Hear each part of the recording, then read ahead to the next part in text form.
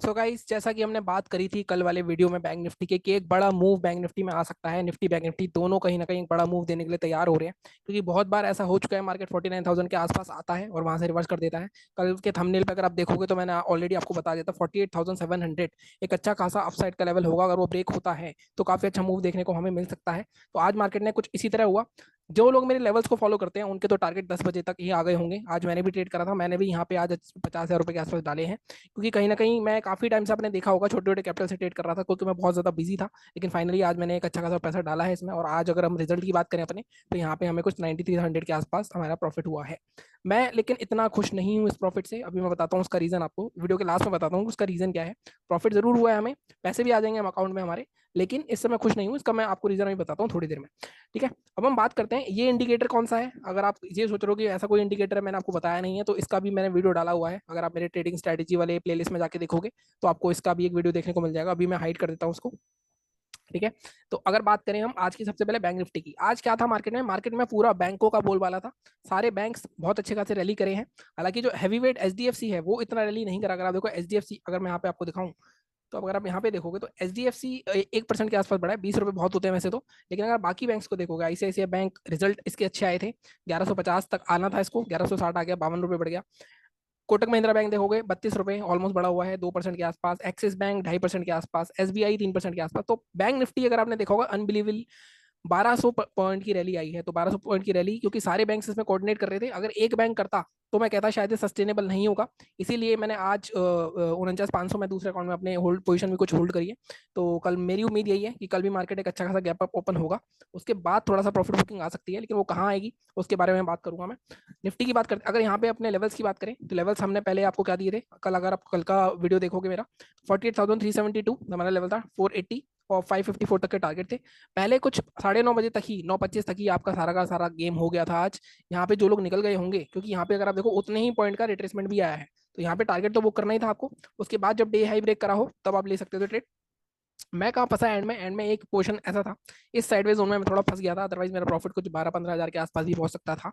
लेकिन जिस तरह के प्रीमियम्स में मोमेंटम आ रहे हैं बैंक निफ्टी के, आ रहे थे, वहां पे एग्जैक्ट अगर आप मार्केट ऑर्डर लगा रहे हो तो एग्जैक्ट पॉइंट पे बाय करना और एग्जैक्ट पॉइंट पे सेल करना वो बहुत मुश्किल हो रहा था। उस वजह से काफी प्रॉफिट का नुकसान हुआ और ओवर ट्रेड भी हुआ थोड़ा सा। तो दिक्कत वो नहीं है, जैसा मैंने कहा ना कि मार्केट में अगर आपके पास पूरा दिन आप मार्केट में बैठे हो मान लो, तब आप इस पूरी रैली को कैप्चर कर सकते हो। लेकिन अगर आप ऑफिस के साथ कर रहे हो, तो आप मान लो ये कैंडल पे आपको अच्छा मूव मिल गया और आपकी अगले 5 मिनट बाद मीटिंग है, तो आप इसको छोड़ नहीं सकते, आपको निकलना ही पड़ेगा। उसके बाद आप देखोगे तो बाद में रिग्रेट नहीं करना, और कहीं ना कहीं आप रिग्रेट करते हो बाद में आके, फिर फंसते हो इस जोन में, उसी वजह से लॉस होता है। तो वो चीजें नहीं करनी बिल्कुल भी। ठीक है, अब हम यहाँ पे बात करते हैं निफ्टी की। निफ्टी में भी हमारे ऑलमोस्ट टारगेट आ चुके हैं। निफ्टी का हमारा लेवल क्या था, निफ्टी का हमारा लेवल था 22,557। इसके ऊपर टारगेट हमारे 628 थे और सेकंड टारगेट 670 था। सेकंड टारगेट 655 तक गया था मार्केट वैसे तो, लेकिन यहाँ पे थोड़ा सा कंसोलिडेट हुआ। आपकी एंट्री बनती थी आपकी यहाँ 12 बजे की कैंडल के हाई के ऊपर, और ये स्टॉप लॉस होता आपका, छोटा स्टॉप लॉस था। फर्स्ट टारगेट सेकंड टारगेट नहीं आया, लेकिन फिर भी जैसा मैंने हमेशा कहता हूँ, फर्स्ट टारगेट पे अगर 70 पॉइंट मिल रहे हैं आपको, तो आपको प्रॉफिट बुक करना है अपना, आधे से ज्यादा प्रॉफिट बुक कर लो, ताकि आप शांति से बैठ सको यहाँ पे स्टॉप लॉस लगा के। ठीक है, तो ये हो गई हमारे रिव्यू की बात। अब कल है हमारी डबल एक्सपायरी, कल बैंक निफ्टी की भी एक्सपायरी है, फिर निफ्टी की भी एक्सपायरी है। हालांकि एक्सपायरी वाले दिन मेरे को ऐसा लगता है, जो एक्सपायरी इंडेक्स होता है, जैसे आप, अगर मैं आपको मिड कैप निफ्टी दिखाऊं आज, अगर आप ये मिड कैप निफ्टी देखोगे आज, तो मिड कैप निफ्टी पूरा साइडवेज था, इतना उसमें कोई मोमेंटम नहीं आया। ऐसे ही फिर निफ्टी करता है अपनी एक्सपायरी वाले दिन, वो भी थोड़ा पागल हो जाता है। लेकिन हाँ, बीच बीच में एक स्पाइक जरूर आते हैं, जैसे इसमें भी स्पाइक्स आ रहे थे बीच बीच में। लेकिन इसको पकड़ना थोड़ा मुश्किल हो जाता है, और अगर आप उल्टी साइड बैठे हो तो अच्छा खासा लॉस भी हो सकता है आपको। तो थोड़ा सा ध्यान से ही ट्रेड करना। कल बैंक निफ्टी में ही मेरा फोकस रहेगा नॉर्मली, क्योंकि बैंक निफ्टी कहीं ना कहीं मोमेंटम दे रहा है, अच्छा खासा रैली करके बंद हुआ है। अब बात कर लेते हैं कि कल हो क्या कर सकता है। सबसे पहले बैंक निफ्टी की बात करते हैं, क्योंकि बैंक निफ्टी और फिर निफ्टी दोनों एक साथ ही चलते हैं। तो अगर बैंक निफ्टी का इंडेक्स देख लेंगे हम, तो फिर निफ्टी में ज्यादा टाइम नहीं लगेगा हमें। तो सबसे पहले बैंक निफ्टी की बात करते हैं, सब कुछ डिलीट करते हैं। बैंक निफ्टी ने नया ऑल टाइम हाई भी लगा दिया है हमारा। तो आप सबसे पहले हम 50,000 के बहुत नजदीक आ चुके हैं हम। आज अगर आप देखो हाई 49,473 का मारा था मार्केट ने। अब देखो कल दो चीजें हो सकती हैं। एक तो मेरा जो पुराना एक्सपीरियंस रहा है, जब भी इस तरह की स्ट्रॉन्ग कैंडल बनती है, स्ट्रॉन्ग बाइंग को दर्शाती है ये। और जब ये ऐसी स्ट्रॉन्ग बाइंग आती है, तो मार्केट कहीं ना कहीं अगले दिन बड़ा गैप अप होने की पूरी संभावना होती है। 200-300 पॉइंट तो गैप अप होता ही है। इसके एग्जाम्पल में अगर आप देखो, अगर आप देखो ये जो स्ट्रॉन्ग कैंडल थी, यहाँ पे अगले दिन देखो गैप अप हुआ मार्केट, यहाँ पे देखो अगले दिन गैप अप हुआ मार्केट। अगर आप पीछे भी देखोगे, कितनी भी ये स्ट्रॉन्ग कैंडल्स देखोगे आप, गैप अप जरूर होता है, क्योंकि यहाँ पे क्लोजिंग भी मार्केट की अपने ऑल टाइम हाई के आसपास हुई है। ये दो फैक्टर हैं कि मार्केट में और रैली आ सकती है, और बहुत दिनों बाद ऐसा हुआ है। कहीं ना कहीं मार्केट अगर आप देखोगे, मार्केट का जो ऑल टाइम आता है दिसंबर में ऑल टाइम हाई बनाया था मार्केट ने, इसको फिर से टच करा था यहाँ पे हमने 9 अप्रैल को। इससे पहले मार्केट पूरा इस 2000 पॉइंट की रेंज में घूम रहा था। अब मार्केट ने फाइनली क्लोजिंग दे दी है, वॉल्यूम भी ठीक ठाक है। अब तीन चीजें हो सकती हैं कल, जैसे मैंने कहा गैप अप की उम्मीद है, मार्केट गैप अप हो सकता है। मार्केट गैप डाउन तो मुझको उम्मीद कम लग रही है। एक बार ग्लोबल मार्केट्स ही मैं खोल लेता हूँ, ग्लोबल मार्केट्स में क्या चल रहा है एक बार वो भी देख लेते हैं। तो यहाँ पे मार्केट में अगर देखें तो 22,761 के आसपास दिख रहा है, तो कहीं ना कहीं कल गैप अप ही होना चाहिए मेरे हिसाब से। तो अब गैप अप देखो 49,550, 600, 700 ऐसे हुआ ओपन, तो अपने लिए बढ़िया है। लेकिन अगर हल्का छोटा गैप अप हुआ, मान लो 49,550 के आसपास गैप अप ओपन हुआ, तब थोड़ा सा मुश्किल हो जाएगा, तब मार्केट एक डिप मार सकता है, प्रॉफिट बुकिंग कर सकता है। क्योंकि मार्केट में जब कभी भी ब्रेकआउट आता है, मान लो देखो इस जोन का ब्रेकआउट आया 49,050 का, अब मार्केट इसके ऊपर एक बार रिटेस्ट करके भी ऊपर जा सकता है। गैप अप हो गया तो 2-3 दिन ऊपर जाके फिर दोबारा कब आएगा रिटेस्ट करने, इसको टाइम करना थोड़ा सा मुश्किल होता है। ठीक है, तो अब हम कल क्या कर सकते हैं, अगर मार्केट गैप अप होता है, मान लो 550, 500, 500, 550 का गैप अप होता है, छोटा ओपन होता है गैप अप, तब हम क्या करेंगे, ऊपर जाने दो। अगर आप मान लो गैप अप के बाद बाइंग साइड नहीं ट्रेड लेना चाह रहे, बाइंग साइड कब लोगे, मान लो गैप अप करके कंसोलिडेट हो गया, उसके बाद ब्रेकआउट करा, तब यहाँ पे बाइंग साइड ट्रेड लोगे। मान लो गैप अप हुआ और पहली 15 मिनट में कुछ शूटिंग स्टार बना दी, कोई इंगल्फिंग बना दी, कोई नेगेटिव पैटर्न बना दी, तो आप सेल कर सकते हो। या फिर अगर मार्केट गैप अप ओपन हो जाता है तो कुछ मत करो, उसको ऊपर जाने दो। आपको प्रॉफिट बुकिंग के लिए ट्रेड लेना है, तो टॉप पे अगर कोई पैटर्न मिलता है, टॉप पे अगर आपको कोई शूटिंग स्टार मिलता है मतलब, या फिर इंगल्फिंग मिलता है, तो आप वहां ट्रेड कर सकते हो। मैंने आपको पैटर्न बताए हुए हैं पहले भी है किस तरह से करने हैं। मान लो मार्केट गैप अप ओपन नहीं होता, फ्लैट ओपन हो जाता है, तो आज का हाई वैसे तो 473 है, लेकिन हमारा लेवल आपको पता है हमेशा साइकोलॉजिकल लेवल के आसपास हम बफर लेके चलते हैं। तो हम 49,600 के ऊपर ही बाय करेंगे, 620 के ऊपर। वैसे तो 550 का लेवल होता है, बट हम 620 के ऊपर ही बाय करेंगे, फ्लैट अगर ओपन हो जाता है।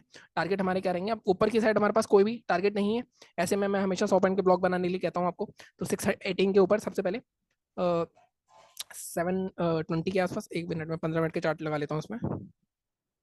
ठीक है, तो यहाँ पे 618 के आसपास हमारा जो पहला टारगेट रहेगा वो रहेगा 720 के आसपास का। इसके भी ऊपर निकलता है तो मैं आपको हमेशा बताता हूँ, 800 वाले जोन ये हमेशा अपने में ही एक रेसिस्टेंस का काम करते हैं।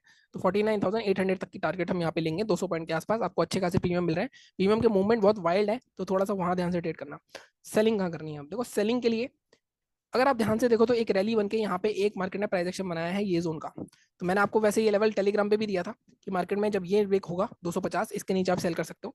तो 250 ब्रेक हुआ तो हम 49,050 तक के एक लेवल के लिए प्ले कर सकते हैं। इसको थोड़ा सा मैं बफर दूंगा, मैं इसको लेके जाऊंगा 230 के आसपास। तो ये एक 200 पॉइंट का ट्रेड मुझे देखने को मिल रहा है, लेकिन इसको टूटना चाहिए। अगर मार्केट गैप अप ओपन हो गया तो मुश्किल हो जाएगा। तो जैसे मैंने कहा गैप अप के बाद अगर कोई नेगेटिव पैटर्न मिलता है आपको, तो वहाँ पे सेल कर सकते हो। लेकिन अगर फ्लैट ओपन हुआ, नीचे 49,220 निकाला, तो ये जो ब्रेकआउट हुआ है इसको रिटेस्ट करने दोबारा आ सकता है मार्केट। तो 49,050 तक के ही टारगेट रखूंगा मैं, ज़्यादा से ज़्यादा 100-150 पॉइंट यहाँ पे मिल सकते हैं, या मैक्सिमम 48,950 तक के टारगेट के लिए जा सकते हो आप। ठीक है, ये बात हो गई हमारी बैंक निफ्टी की। अब इसी के बेस पे हम फिन निफ्टी भी देख लेते हैं एक बार।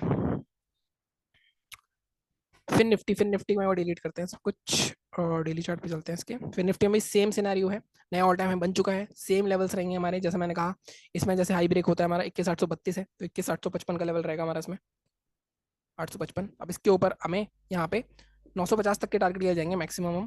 हमें यहाँ पे वैसे तो गैप अप भी ओपन होना चाहिए, ये भी 858 के ऊपर 965 तक के टारगेट में दे रहा हूँ आपको। इसको 15 मिनट के चार्ट पे चल के एक बार दो पार्ट में बांट लेते हैं। फर्स्ट आपका 900 रहेगा, 905 के आसपास, और सेकंड आपका 965, 965 या 950 मैक्सिमम। ठीक है, ये टारगेट रहेंगे। सेलिंग अगेन इस केस में क्या होगा, इस केस में ये वाला लेवल है हमारा 740, तो हम इसको लेंगे 730 के आसपास का। 730 के नीचे आपको यहाँ तक के टारगेट देखने को मिल सकते हैं, 645 तक के। फर्स्ट अगर इसके भी नीचे जाता है तो मैक्सिमम टारगेट जो मेरे को दिख रहा है 600 तक का, ये 130 पॉइंट 120 पॉइंट मिल सकते हैं।